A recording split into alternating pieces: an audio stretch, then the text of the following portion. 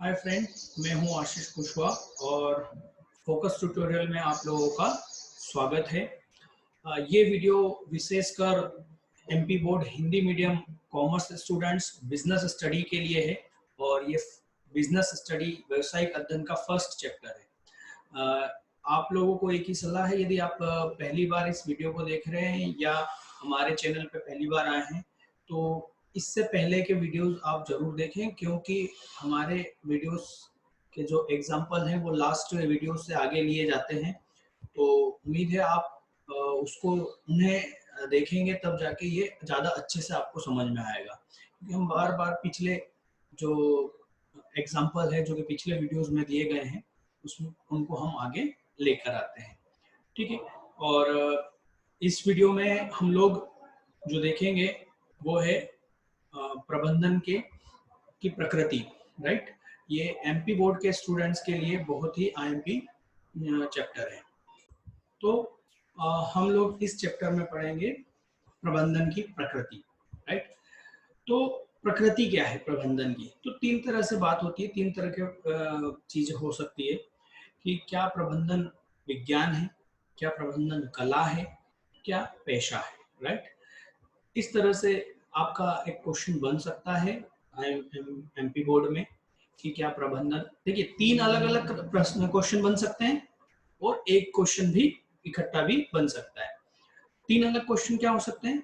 क्या प्रबंधन विज्ञान है 5 नंबर में, क्या प्रबंधन कला है, क्या प्रबंधन पेशा है। राइट, ये तीन अलग अलग क्वेश्चन बन सकते हैं और बनते ही हैं। और एक क्वेश्चन बनता है डायरेक्ट कि क्या प्रबंधन विज्ञान या कला क्या है, इस तरह से भी प्रश्न बनता है। ठीक है, और यहाँ तक कि इस अलग अलग प्रश्न की यदि हम बात करें तो इस तरह से भी क्वेश्चन बनता है कि प्रबंधन में पेशे की विशेषताओं को बताइए, मतलब प्रबंधन में पेशे की कौन कौन सी विशेषताएं हैं समझाइए। तो बहुत सारे क्वेश्चंस का आंसर यहीं पर है, एक ही लाइन है पर क्वेश्चन अलग अलग है, आंसर एक है। ठीक, बट हमको उसमें से कौन सा हिस्सा कौन से क्वेश्चन में लिखना है ये समझना जरूरी है। तो मैं आपको अभी डिटेल में समझा रहा हूँ कि हर चीजों पे हम आराम से बात करेंगे, क्योंकि इसमें से एमसीक्यूज भी बनते हैं। ठीक है, तो इसमें डिटेल में समझेंगे और फिर मैं आपको लास्ट में बताऊंगा कि कौन सा चैप्टर का कहाँ पर, सॉरी, कौन से क्वेश्चन को किस तरह से लिखना है। ठीक है, पहले आप अभी हम टॉपिक को समझेंगे। ठीक है, तो हम इसको स्टार्ट कर रहे हैं। अच्छा, एक और बात, जो स्टूडेंट ऑनलाइन क्लासेस ज्वाइन नहीं कर पाए हैं अभी तक, तो वो हमारे व्हाट्सएप नंबर पर मैसेज करेंगे तो हम उनको ये नोट्स प्रोवाइड कर देंगे। राइट, और ऑनलाइन क्लासेस वो लोग ज्वाइन कर सकते हैं व्हाट्सएप नंबर पे। ये अभी फिलहाल बिल्कुल फ्री है लॉकडाउन पीरियड में। ठीक है, चलिए स्टार्ट करते हैं। प्रबंधन की प्रकृति। ठीक, तो प्रश्न ये हो सकता है कि क्या विज्ञान के रूप में, एक विज्ञान के रूप में प्रबंधन। ठीक, देखिए कोई भी चीज दूसरी चीज है या कोई चीज है कि नहीं, ये हम कैसे पता लगाएंगे? जैसे मान लीजिए कि कोई आपको ये, क्या क्या ये बुक है। राइट, तो बुक की एक विशेषता है ना, हम यदि उस चीज से उस चीज को कंपेयर करेंगे तो हमें मालूम पड़ जाएगा कि ये बुक है या नहीं। राइट, तो विज्ञान की कुछ विशेषताएं, यदि विज्ञान की विशेषताएं वही विशेषताएं प्रबंधन के साथ में मिलती है तो हम कहेंगे कि प्रबंधन भी विज्ञान है। ठीक, तो विज्ञान क्या होता है देखें। तो विज्ञान जो है, ये डबल आ गया है, विज्ञान के रूप में प्रबंध ज्ञान का एक व्यवस्थित निकाय है। मतलब हम ये कह सकते हैं कि जो विज्ञान होता है उसमें एक सुव्यवस्थित पूरी संरचना होती है। ठीक है, इसको अभी और अगले पॉइंट में समझे। ठीक है ना, यहाँ से देखते हैं। ठीक, विज्ञान के मूल विशेषताएं, यदि विज्ञान की मूल विशेषताएं प्रबंधन की विशेषताओं से मैच होती है, मिलती है, तो हम कहेंगे प्रबंधन भी विज्ञान है। राइट, पहला, विषय का अध्ययन क्रमबद्ध एवं व्यवस्थित हो रहा है। मतलब विज्ञान यदि कुछ है तो आप यदि देखेंगे विज्ञान को आप बचपन से पढ़ते आ रहे हैं और व्यवस्थित क्रमबद्ध, मतलब आपने चौथी पांचवी में, छठी सातवीं में धीरे धीरे स्टेप टू स्टेप ये क्या आपका नॉलेज बढ़ता जाता है। 12th तक आएंगे तो और अच्छे से आपको विज्ञान समझने को मिलेगा, फिर उसके बाद में कॉलेज, राइट। तो ये क्या है, क्रमबद्ध है, एक एक क्रम के बाद में आपको विज्ञान का नॉलेज मिलेगा, व्यवस्थित है, राइट। मतलब सुव्यवस्थित विज्ञान का ज्ञान उपलब्ध है, जिसको आप किताबों के जरिए स्टेप टू स्टेप प्राप्त कर सकते हैं, समझ सकते हैं कि विज्ञान क्या है, राइट। कोई सा भी विज्ञान के नियम आपको धीरे धीरे करके बढ़ते हुए लेवल पर ले जाते हैं। तो विज्ञान की ये विशेषता है कि उसमें क्रमबद्ध ज्ञान है, सिस्टमेटिक नॉलेज है, जिसे आप प्राप्त कर सकते हैं, सीख सकते हैं, ठीक है। विषय में कारण एवं परिणामों के मध्य संबंध स्थापित करता है। कोई सा भी विषय, जैसे कि मान लीजिए कि ये हमने इसको छोड़ा तो ये नीचे आ गया, राइट। ये इस तरह से नीचे गिर गया, तो ये रीजन क्या है, ये साइंस रीजन देता है कि गुरुत्वाकर्षण के कारण हम यदि ऐसा करेंगे तो ऐसा होगा। ये कहाँ मिलता है हमको, साइंस में मिलता है। तो साइंस क्या करता है, कारण और परिणाम के मध्य संबंध स्थापित करता है कि ऐसा करेंगे तो ऐसा होगा, है ना। हम यदि इसको ऊपर फेंकेंगे तो ये ऊपर थोड़ी दूरी तक जाएगा और फिर वापस आएगा, मतलब हम फेंकेंगे तो क्या होगा, हम छोड़ेंगे तो क्या होगा, है ना। ये सारी चीजें जो कारण और परिणाम, मतलब जो होगा और वो क्यों हुआ, इसका जवाब कहाँ मिलता है, विज्ञान में मिलता है, ठीक। ये विज्ञान की विशेषता है। विषय के अपने नियम व सिद्धांत होने चाहिए। देखिए विज्ञान में अपने नियम सिद्धांत हैं, है ना, न्यूटन के नियम सिद्धांत, है ना, गुरुत्वाकर्षण का नियम, गति के नियम, सब नियम है, सिद्धांत हैं। और सिद्धांतों का सार्वभौमिक अनुप्रयोग और वैधता होती है। सिद्धांतों का सार्वभौमिक अनुप्रयोग, इसका मतलब क्या हुआ, सार्वभौमिक अनुप्रयोग का मतलब कि ये सभी जगह लागू होते हैं। अब मेरे को बताओ, गुरुत्वाकर्षण क्या इंडिया में ही है, क्या अमेरिका में नहीं होगा, होगा। पृथ्वी पर कहीं पर भी गुरुत्वाकर्षण का नियम लागू होता है। इसको हम क्या बोलेंगे, सिद्धांतों का सार्वभौमिक होना, उसका अनुप्रयोग होना, मतलब उसका उपयोग होना, उसका वैसा ही लागू होना। अनुप्रयोग का मतलब वो होता है लागू होना। तो यदि गुरुत्वाकर्षण इंडिया में लागू होता है तो अमेरिका में भी लागू होता है, वो वहां पर भी वैसे ही काम करेगा। और वैधता होती है, वैधता मतलब उसको स्वीकार किया गया, उसको माना गया है कि हाँ, गुरुत्वाकर्षण का नियम इंडिया वाले भी मान रहे हैं कि भैया कोई चीज ऊपर से नीचे फेंकी गई है तो वो गुरुत्वाकर्षण के कारण आई है, तो वैसे ही अमेरिका वाले भी मान रहे हैं कि भैया कोई सी चीज यदि ऊपर से नीचे फेंकी गई है या छोड़ी गई है तो वो जो नीचे आती है गुरुत्वाकर्षण के कारण आती है। ये वैधता है, मतलब इसको माना गया है, ठीक। तो नेक्स्ट हम देखेंगे, विषय के समस्त नियम और सिद्धांत प्रयोग एवं विश्लेषण द्वारा ज्ञात किए जाने चाहिए। मतलब ये जो आपने ऊपर नियम और सिद्धांतों की बात करी, ये नियम और सिद्धांत कैसे होना चाहिए, इनका प्रयोग और विश्लेषण द्वारा ज्ञात किए जाने चाहिए। मतलब ये ऐसे नहीं है कि किसी ने बोल दिया कि भैया ये ऊपर से नीचे गिर रहा है इसलिए इसको हम गुरुत्वाकर्षण बोलेंगे, उसका प्रयोग किया जाएगा। आप जानते हैं विज्ञान में प्रयोगशाला होती है ना। हर विज्ञान के नियम क्या होते हैं, उनको पहले चेक किया जाता है, टेस्ट किया जाता है कि हाँ ये नियम सभी जगह लागू हो रहा है या नहीं हो रहा है, या किन परिस्थितियों में लागू नहीं होता। ये सारी चीजें वो देखते हैं, उस पर रिसर्च करते हैं, जिसको हम बोलते हैं शोध, है ना। तो उसके बाद में क्या होता है, वो नियम और सिद्धांत बनता है, ठीक। पांचवा, नियम एवं सिद्धांतों के आधार पर पूर्वानुमान लगाया जाना चाहिए। बिल्कुल, विज्ञान के जितने भी नियम हैं उसके अनुसार आप क्या कर सकते हो, आप अनुमान लगा सकते हो कि आगे क्या होने वाला है ना। ये जैसे पानी की जो बारिश या मौसम का गड़बड़ होना, है ना, ये सारी चीजें क्या है, विज्ञान ही तो है। और हम इसका अनुमान लगाते हैं कि यदि हवा इतनी गति से आ रही है, ठीक, यहाँ पर कम दबाव क्षेत्र बन रहा है तो ये होगा।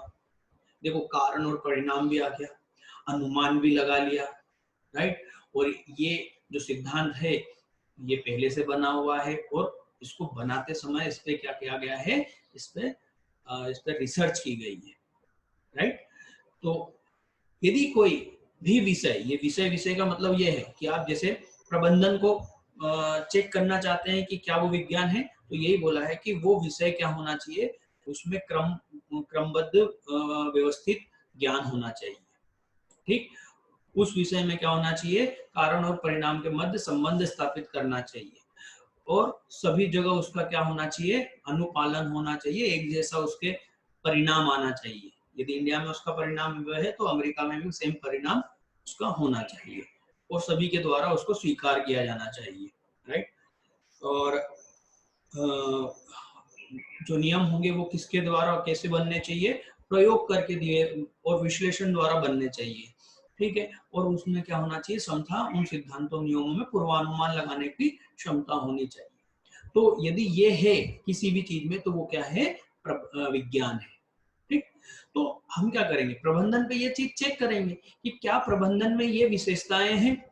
यदि प्रबंधन में ये विशेषताएं हैं तो प्रबंधन हमारे लिए क्या होगा, विज्ञान होगा। बस जैसे अभी कोरोना टेस्टिंग क्या है भाई, कोरोना का एक वायरस है, ब्लड में या जिस भी उसमें सैंपल में टेस्ट करते हैं कि वो है, यदि वो है तो कोरोना है। राइट, है ना, हम बोलते हैं कोरोना में खांसी आ रही है, तेज बुखार हो रहा है, तो हम बोलते हैं कि हाँ इसमें ये लक्षण हैं, तो हम इसका कोरोना टेस्ट करवाएं। राइट, बिल्कुल सेम वैसे ही है ना। चलिए, तो हमने ये समझ लिया कि विज्ञान में क्या होता है। अच्छा, हमारे वीडियोस काफी लंबे होंगे, इस चीज को ध्यान रखें, हम टाइमिंग के हिसाब से नहीं बना रहे। कुछ लोग 10 मिनट में इसको कंप्लीट कर देंगे बेटा, क्योंकि उनको यूट्यूब पे सर्च में सबसे पहले आना है ना, और हम यूट्यूब से कमाने के उद्देश्य से नहीं बना रहे हैं। हमारा मकसद है बच्चे को, स्टूडेंट को वो नॉलेज मिले, इसलिए हम जब वीडियो बनाएंगे तो हम टाइम का ऐसा ध्यान नहीं रखेंगे कि हमें 10 मिनट में समझाना है, 15 मिनट। हम पूरी तरह से हर चीज को समझाएंगे, चाहे उसके लिए टाइम ज्यादा क्यों ना लगे। ठीक है, तो यदि आप इस चीज को समझते हैं तो आप बिल्कुल ये समझिए कि आपको हर चीज का प्रॉपर नॉलेज मिलेगा। बस आपको ध्यान से देखना है, और समय का थोड़ा सा आपको इग्नोर करना पड़ेगा कि ज्यादा लग रहा है। राइट, चलिए, तो नेक्स्ट पॉइंट पे आगे देखते हैं। यहाँ पर कहा गया है कि प्रबंधन का विज्ञान के रूप में परीक्षण, मतलब वही कर रहे हैं, अब हम चेक कर रहे हैं। पहले हमने यहाँ पर क्या समझा कि विज्ञान के क्या विशेषताएं हैं, अब वो विशेषताएं प्रबंधन में है या नहीं, हम ये देखने जा रहे हैं। ठीक है, तो यहाँ पर आप देखेंगे विज्ञान की विशेषताओं के प्रबंधन के साथ तुलना करने पर प्रबंध में विज्ञान बनने के सभी विशेषताओं का समावेश है, मतलब लगभग सारे विशेषताएं उसमें मिलती है। ठीक है, प्रबंधन प्रबंधन प्रबंधन एक क्रमबद्ध और व्यवस्थित ज्ञान है ना। मतलब जिस तरह से पहली शर्त क्या थी, क्रमबद्ध और व्यवस्थित ज्ञान होना चाहिए, तो हम बोल रहे हैं कि प्रबंधन में भी क्या है, क्रमबद्ध और व्यवस्थित ज्ञान है। कैसे सर, देखिए आप मैनेजमेंट कहाँ पढ़ रहे हैं, 11th 12th में पढ़ रहे हैं। राइट, आप इसको बीकॉम में भी पढ़ेंगे प्रबंधन को, है ना। अभी जो आप पढ़ा है इससे ज्यादा का लेवल कहाँ पढ़ेंगे, बीकॉम या बीबीए में पढ़ेंगे। फिर उससे ज्यादा का लेवल आपको कहाँ मिलेगा, एमबीए में मिलेगा। तो ये क्रमबद्ध ज्ञान हो गया ना। एमबीए आप कर लेंगे तो आपको काफी कुछ प्रबंधन का ज्ञान हो जाएगा, आप बहुत कुछ प्रबंधन के बारे में सीख चुके होंगे। तो क्या है, क्रमबद्ध ज्ञान है। जैसे हम विज्ञान को पढ़ रहे हैं अलग अलग कक्षाओं में, वैसे ही हम इसको पढ़ रहे हैं, प्रबंधन को भी पढ़ सकते हैं। ठीक, तो ये भी क्रमबद्ध और व्यवस्थित ज्ञान है। ठीक, दूसरा, इसके आधार पर पूर्वानुमान लगाया जा सकता है, बिल्कुल लगाया जा सकता है, अतः एक विज्ञान है। ठीक, अब यहाँ पर महत्वपूर्ण ये है, देखिए यहाँ पर महत्वपूर्ण ये है कि हमने ये तो कह दिया कि इसमें विशेषताएं तो लगभग सारी मिलती है। ठीक है, ये लिखा है, परंतु, और इससे पूर्वानुमान भी लगाया जा सकता है, परंतु प्रबंधन विज्ञान को पूर्ण रूपेण विज्ञान नहीं माना जा सकता। कहने का मतलब हम परफेक्ट साइंस या एक कंप्लीट विज्ञान नहीं है कौन, प्रबंधन, बल्कि इसमें एक व्यवहारिक ज्ञान विज्ञान है ना, अर्थात यथार्थ विज्ञान है ना, कहना अधिक उचित होगा, जिसके सिद्धांत समय, परिस्थितियों एवं मनुष्यों की प्रकृति के अनुसार परिवर्तनशील होते हैं। इसका मतलब समझे, देखिए आप जो प्रबंधन कर रहे हैं वो एक्चुअल में किसका कर रहे हैं, ध्यान से सोचिए। आप मानव का प्रबंधन कर रहे हैं। सबसे पहले वाले वीडियो में या दूसरे तीसरे वीडियो में मैंने जहाँ प्रबंधन का मीनिंग समझाया है, वहां पर आपको बताया है कि प्रबंधन का मतलब क्या है, दूसरों से काम कराने की कला, राइट, या दूसरों से काम करवाना। दूसरे कौन? मनुष्य। तो मनुष्य को तर्कपूर्ण तरीके से क्या करना है, उनको व्यवस्थित करना है, प्रबंधन है। तो प्रबंधन हम किस पे लगा रहे हैं? प्रबंधन हम लगा रहे हैं मानव पर। और मानव कैसा है? मानव पल पल बदलता है। मानव कई तरीके के हैं, अलग अलग दिमाग है, सबका अलग अलग दिमाग है, सब अपना अपना अलग अलग सोचते हैं, राइट। कोई एक दूसरे से मिलती हुई सोच किसी की नहीं होती है। अब एक फैक्ट्री में मान लीजिए 1000 लोग हैं, तो 1000 लोगों का दिमाग अलग अलग तरीके से काम कर रहा है, और उस अलग अलग दिमागों को एक साथ एक काम में लगाना ही प्रबंधन है। तो क्योंकि प्रबंधन कई तरह के लोगों के दिमागों के साथ में मैंने व्यवस्था है, इसलिए हम ये कह सकते हैं कि ये परिस्थितियों के अनुसार बदल सकते हैं। जैसे मैं बताता हूँ, हमारे इंडिया में ये कहा जाता है कि पैसा फेंको और तमाशा देखो। मतलब यदि आपको काम करना है तो आप काम चाहिए तो आप क्या करो, पैसा दो, व्यक्ति काम कर देगा। यहाँ ओवर टाइम का पैसा दो, बट यहाँ पर लोग ओवर टाइम भी करेंगे, राइट। तो ये नियम क्या दूसरी जगह भी लगता है? देखिए, एक किस्सा मैं सुनाता हूँ जो कि मेरे को भी सुनने में आया है कि जब टाटा कंपनी ने इंग्लैंड की कंपनी जगुआर को खरीदा, कार कंपनी को, राइट, तो वहां के कर्मचारी ये सोचने लगे कि अरे यार, अब तो टाटा मतलब इंडिया, और इंडिया में तो 10-10 घंटे काम होता है ना, 7 में से 6 दिन काम होता है, हम तो नहीं कर पाएंगे। इंग्लैंड में इतने लोग काम नहीं करते, इतना टाइम काम नहीं करते, है ना, 5-6 घंटे शायद काम करते हैं वहां पर। तो उन लोगों को डर लगने लगा, तो उन्होंने नौकरी से रिजाइन करना चालू कर दिया कि हम नौकरी नहीं कर पाएंगे, क्योंकि अब टाटा ने इसको खरीद लिया और ये भी हमसे ओवर टाइम करवाएंगे। तो टाटा ने वहां क्लियर करा कि नहीं नहीं, हम आपसे ये इंडिया जैसा काम नहीं करवाएंगे, आप जैसा यहाँ काम कर रहे हैं वैसा ही चलेगा, वही नियम चलेगा। कहने का मतलब क्या है कि इंडिया में आप पैसा दे के लोगों से काम करवा सकते हो, पर शायद कहीं और ये नियम लागू नहीं होगा, वहां पर लोगों को पैसे के अलावा और दूसरी चीजें भी चाहिए। तो प्रबंधन का ये नियम कि पैसा दे के काम करवा लो, वो इंडिया में लागू हो सकता है, परंतु शायद कहीं और देश में लागू ना हो पाए। इसी को यहाँ पर इन्होंने क्या कहा कि परिस्थितियों एवं मनुष्यों की प्रकृति के अनुसार परिवर्तनशील होते हैं। क्या नियम? प्रबंधन के नियम क्या है, किसके अनुसार बदल जाते हैं? प्रकृति और परिस्थितियों के अनुसार बदल जाते हैं। जबकि विज्ञान के जो नियम होते हैं वो कठोर होते हैं। अभी मैंने बताया था सार्वभौमिक होते हैं। इंडिया में भी वही नियम लगेगा, और कहां पर? विदेशों में भी वही गुरुत्वाकर्षण का नियम लागू होगा, परंतु प्रबंधन में ऐसा नहीं होता। ये लोगों के अनुसार, हमारे यहाँ किस तरह के लोग काम कर रहे हैं उसके अनुसार ये नियम बदल जाएंगे, ठीक है। तो ऐसा क्यों है कि प्रबंधन एक पूर्ण रूप से विज्ञान नहीं है? बिल्कुल यही प्रश्न आता है कि सिद्ध कीजिए कि प्रबंधन पूर्ण रूप से विज्ञान नहीं है। या प्रश्न पूछ लेता है कि बताइए कि क्या प्रबंधन एक विज्ञान है? तो आप वहां पर यही लिखेंगे कि नहीं, वो विज्ञान नहीं है, विज्ञान की विशेषताएं ये हैं, ठीक, और ये विशेषताएं उसमें लागू नहीं होती, ये वाली लाइन लिखेंगे, ठीक, और उसके बाद में सीधे आ जाएंगे कि इसके निम्न कारण है, ठीक है। मैंने बताया था आपको, मैं क्वेश्चन आंसर कैसे लिखना है, कौन सा आएगा वो बताऊंगा। अभी और भी इसमें क्वेश्चन बदलेंगे, तो उसमें कैसे आंसर लिखना है मैं बताऊंगा, ठीक है। तो यहाँ क्या है, इसके निम्नलिखित कारण है। किस चीज के? कि प्रबंधन विज्ञान पूर्ण रूप से विज्ञान नहीं है। पहला, प्रबंधन के अनेक सिद्धांत अनुशासन द्वारा सिद्ध, अनुसंधान द्वारा सिद्ध नहीं किए गए। मतलब याद करो, मैंने कहा था विज्ञान में रिसर्च होती है ना, तब जाके वो उसको बोलते हैं कि भैया अब ये नियम है, और ये नियम सारी जगह लगेगा क्योंकि ये सिद्ध हो चुका है। प्रबंधन में ऐसा नहीं है, बहुत से सिद्धांतों को अनुसंधान नहीं किया गया है, ठीक है। प्रबंध में रसायन शास्त्र या जीव विज्ञान की भांति कारण एवं परिणामों में संबंध स्थापित करना कठिन है।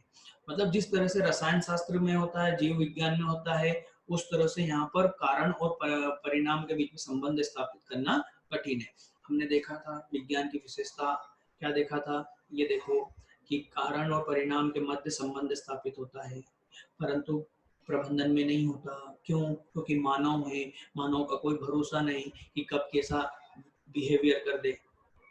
बात समझ में आ रही है ना? और प्रबंधन क्या है? मानवों को व्यवस्थित करने का तरीका। यदि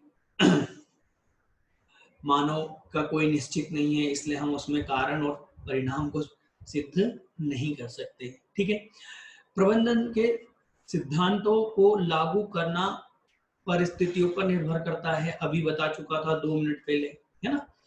प्रबंधन का संबंध काम करने वाले व्यक्तियों से होता है। यही मैंने अभी बताया कि प्रबंधन क्या है, लोगों से है, राइट? व्यक्तियों के व्यवहार का यथार्थ रूप में अनुमान लगाना कठिन है। मतलब कि कोई व्यक्ति क्या बिहेवियर करेगा। याद करो अमिताभ बच्चन की एक पिक्चर है, आपके पापा लोगों से पूछना, उसमें वो बोलते हैं, वो ऐसे पैसे फेंक के देते हैं ऐसे टेबल पे कि उठा लो पैसा और काम करके आओ। तो वो बोलते हैं मैं आज भी फेंका हुआ पैसा नहीं उठाता हूँ। मतलब वो है लेबर, राइट? लेबर है, पर उसका अंदर का उसका सेल्फ वो देखिए कि वो ये बोलता है कि मैं आज भी फेंका हुआ पैसा नहीं उठा। तो हम नहीं जानते कि कौन सा मानव कैसा रिएक्ट करेगा, ठीक है ना? तो ये यहाँ पर वही लिखा है कि व्यक्तियों के व्यवहार का यथार्थ रूप से, मतलब वो क्या करेगा, इसका अनुमान लगाना कठिन है। कौन सी बात को व्यक्ति को क्या समझ में आएगी, राइट? जैसे कि कई लोगों ने मुझे कहा कि आप है ना वीडियो शॉर्ट में छोटे बनाइए, लोग छोटे वीडियो देखते हैं, राइट? मैंने कहा कि मैं हर व्यक्ति के हिसाब से नहीं चल सकता, है ना? तो मानव कब कैसा रिएक्शन करेगा, कोई कुछ भी फिक्स नहीं कहा जा सकता। ठीक है, तो इसी वजह से इसको क्या कहा जाता है, सामाजिक विज्ञान कहा जाता है। ठीक, इसके सिद्धांत और नियम भिन्न भिन्न परिस्थितियों में, ध्यान रखना, भिन्न भिन्न परिणाम उत्पन्न कर सकते हैं। हमने कहा था क्यों? क्योंकि मानव कुछ भी, हम मानव का अनुमान नहीं लगा सकते बेटा। हर मानव अपनी अलग सोच रखता है, अपनी जरूरत अलग रखता है, इसलिए हम हमेशा ये नहीं कह सकते कि ये सिद्धांत है तो बिल्कुल ऐसा ही होगा। परिस्थितियां बदलेगी तो उसके परिणाम भी बदल जाएंगे। प्रबंधन के सिद्धांत परिस्थितियों पर निर्भर करते हैं, जिस कारण इसके प्रयोग से हर समय समान परिणाम नहीं निकलते। ठीक, तो हम क्या कहेंगे, प्रबंधन एक पूर्ण विज्ञान नहीं है, राइट? ये हमारा आंसर है। ठीक है, और इसको एक एक रूप में इस तरह से प्रश्न बनता है ना? और ये हमारा यहाँ पर कंप्लीट होता है एक टॉपिक, मतलब प्रबंधन की प्रकृति में एक पॉइंट कि क्या वो विज्ञान है, राइट? इसी तरह से हम देखेंगे अभी कि क्या वो कला है, क्या वो पेशा है, राइट? तो अगला हम देखेंगे क्या प्रबंधन कला है, ये हम हमारे नेक्स्ट वीडियो में देखेंगे। स्टूडेंट्स जो भी हमारे ये वीडियो देख रहे हैं, यदि उन्हें नोट्स के रूप में फ्री नोट्स चाहिए तो वो हमसे व्हाट्सएप पे कांटेक्ट कर सकते हैं और ऑनलाइन क्लासेस ले सकते हैं, ये फ्री है। और यदि आपको कोई डाउट भी है तो आप हमारे व्हाट्सएप पे क्वेश्चन शेयर कर सकते हैं। तो आज के लिए इतना ही, धन्यवाद। फिर मिलते हैं नेक्स्ट वीडियो में।